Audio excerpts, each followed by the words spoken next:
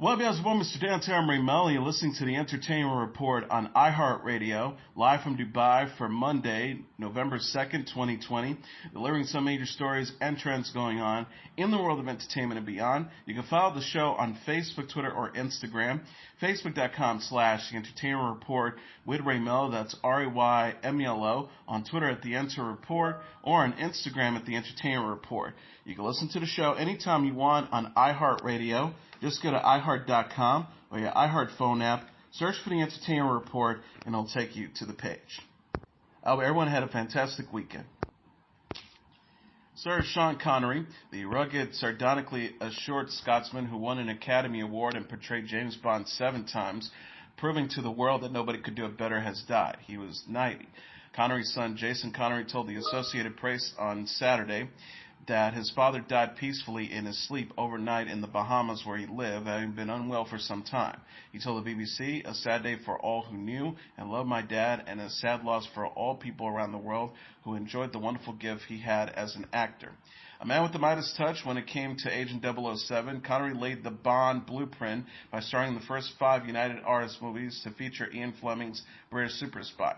Dr. No in 1962, From Russia with Love in 1963, said to be the actor's personal favorite, Goldfinger 1964, Thunderball 1965, and You Only Live Twice 1967. That fulfilled his original contract. After Connery rebuffed an offer of $1 million and said he was finished with Bond, George Lazenby stepped in to star on Her Majesty's Secret Service in 1969. But the Australian actor was one and done. Connery then accepted a then record $1.25 million salary, plus a promise that UA would fund 2 non-Bond films for him to return as 007 as in Diamonds Are Forever 1971. Connery said, as he spun a $6 million payday to star in Live and Let Die in 1973, fed up to here with this whole Bond bit, handing over the reins to Englishman Roger Moore. But Connery would portray 007 one more time at the age of 52 in the aptly titled and unofficial Bond film Never Say Never in 1983 at Warner Brothers. Asked to account to the phenomenal success of the Bond films, Connery told Playboy in a November 1965 interview that timing had a lot to do with it. He said, Bond came on the scene after the war at a time when people were fed up with rationalizing and driving times and utility clothes and a predominantly gray color in life. Along came this character who cuts right through all that like a very hot knife through butter with his clothing and his cars and his wine and his women. He said, Bond, you see, is a kind of present-day survival kit. Man would like to imitate him, or at least his success, and women are excited by him. Said James Bond producer Michael G. Wilson and Barbara Broccoli in a statement were devastated by the news of the passing of Sir Sean Connery. He was and shall always be remembered as the original James Bond, whose indelible entrance into cinematic history began when he announced those unforgettable words. The name is Bond, James Bond. He revolutionized the world with his gritty and witty portrayal of the sexy and charismatic secret agent.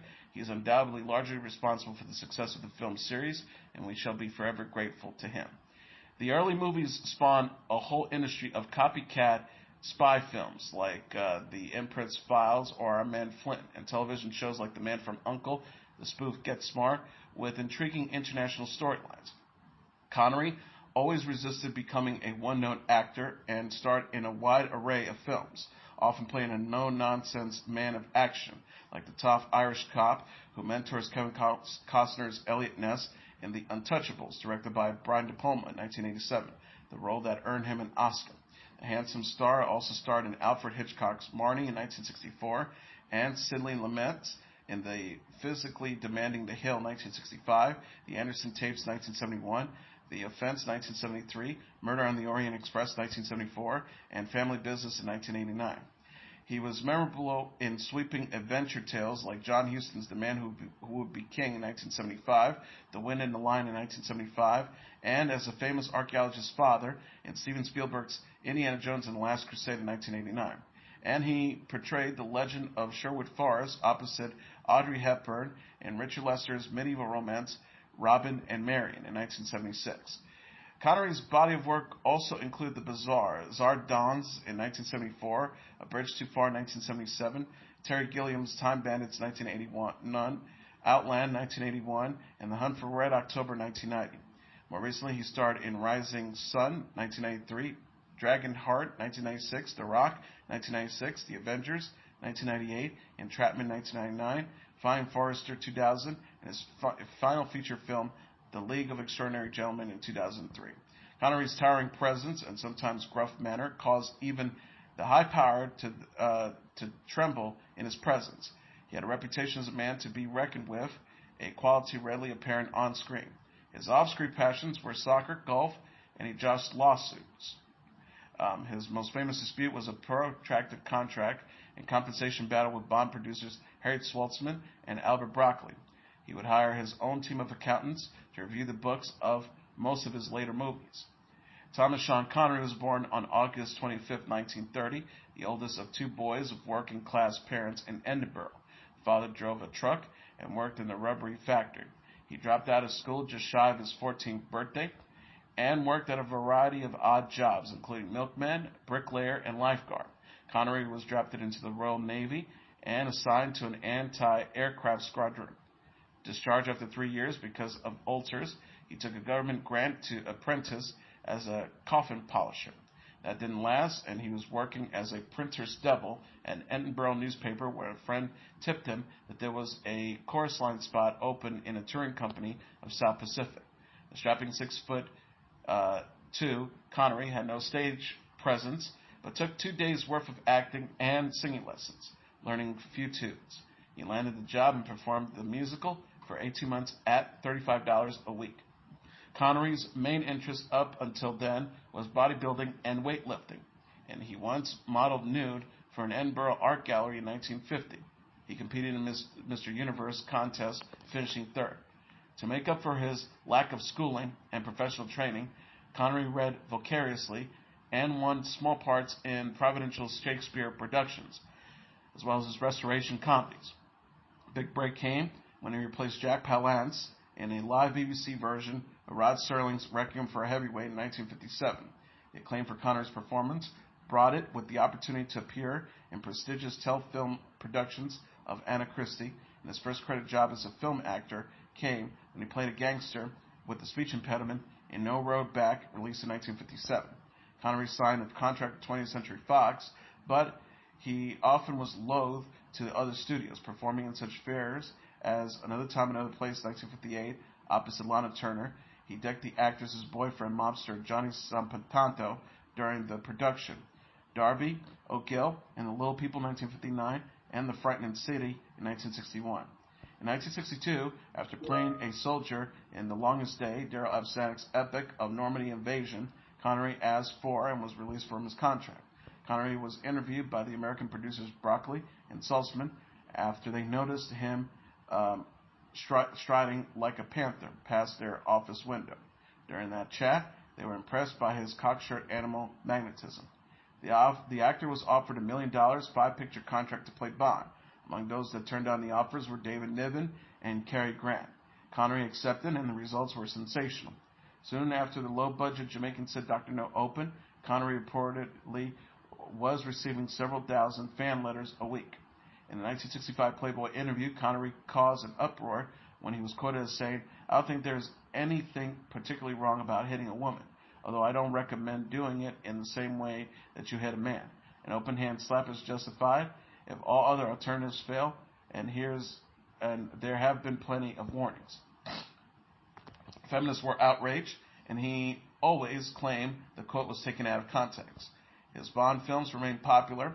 In the early 1970s, Connery launched his own production company, Tantaline Films, and made The Offense, starring as a world-weary British detective. Approaching age 60, Connery was voted People magazine's sexiest man alive. A decade later, the magazine named him sexiest man of the century.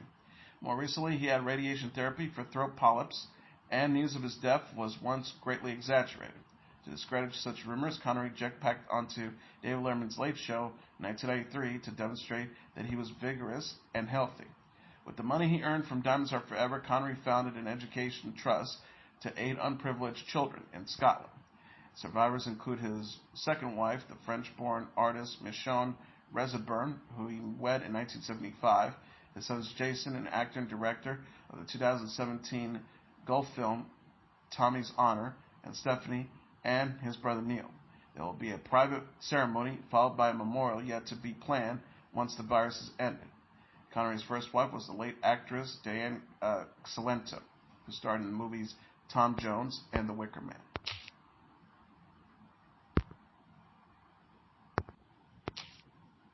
Daniel Craig, the actor who currently plays James Bond in the 007 film franchise, paid tribute to Sean Connery. Craig said in a statement, "It is with such sadness that I heard the passing of one of the true greats of cinema." He said Sir Sean Connery will be remembered as Bond and so much more. He defined an era and his style. The wit and charm he portrayed on screen could be measured in megawatts. He helped create the modern blockbuster. He will continue to influence actors and filmmakers alike for years to come.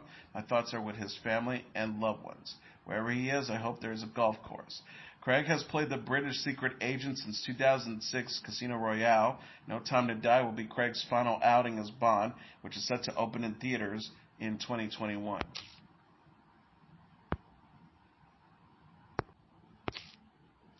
Awkwafina and Sandra Oh have been tapped to star as sisters in a new comedy film heading to Netflix.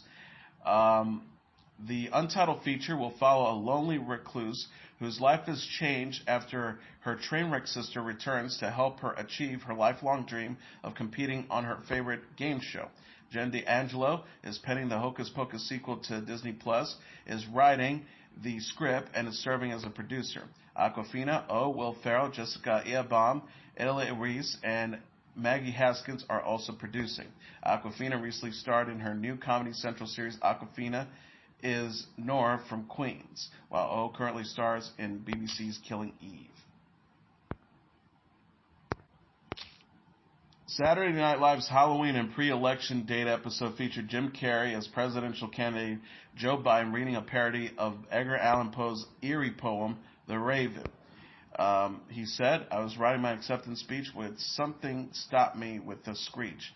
It was a knock upon my chamber door. It was someone still a little sore." Pausing at Kate McKinnon entering the room, dressed as 2016's presidential candidate Hillary Clinton, wearing a black cape with feathers. Biden continues, "Which made my scar of 4 years more," quote the Clinton. McKinnon's Clinton warned, "We lost before." Biden said, "I said, Raven, stop being a drag. We've got this one in the bag. That's what every pundit says from shore to shore."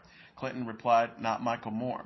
He said voters are being undercounted in the polls, and even if you do win on Tuesday, the election still could be stolen from you. So, Biden added, "I said, come on, who would dare? I will be sworn in fair and square. All the votes will be accounted for." Clinton reminded him, just like Al Gore. Clinton lost her bid to the White House to Trump in a shocking upset in 2016. Biden has run against Trump this cycle in a close and contentious race against the backdrop of the coronavirus pandemic. Stand-up comedian Dave Chappelle has been booked as the guest host of next weekend's edition of Saturday Night Live. Comic and SNL alum Chris Rock tweeted after the announcement was made early Sunday, "Can't wait. This will be the first episode of the sketch comedy show after the 2020 U.S. presidential election. Republican President Donald Trump is facing off against former Vice President Joe Biden on Tuesday. No musical guest has been announced for the November 3rd episode of SNL." In a related story, HBO Max announced it will begin streaming reruns of some of Comedy Central's biggest hits on Sunday. Episodes include Chappelle's Show, Inside Amy Schumer, Key and Peele, Nathan For You, and Reno 911 will be available this weekend as part of HBO's non-exclusive licensing agreement with Comedy Central. The South Park library is already on HBO Max, and upcoming seasons of the other two and Southside will debut there. The Warner Media streaming service premiered in May. Marilyn Manson, Ali Larter, Ryan Caton, Bryan Crampton and C. Thomas Howell are set to appear in Season 2 of Shudder's horror anthology Creepshow. Also landing roles in the streaming service Scary Story series are Denise Crosby, Britton Mayer, Ted Raimi, Iman Benson, Kevin Dillon, and Eric Edelstein.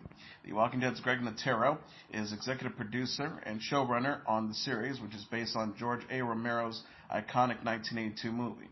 Creepshow Season 2 is in production in Atlanta now. The 6 new episodes are expected to premiere exclusively on Shudder next year. Other stars previously announced for Season 2 include Anna Camp, Adam Pally, Keith David, Ashley Lawrence, and Josh McDermott.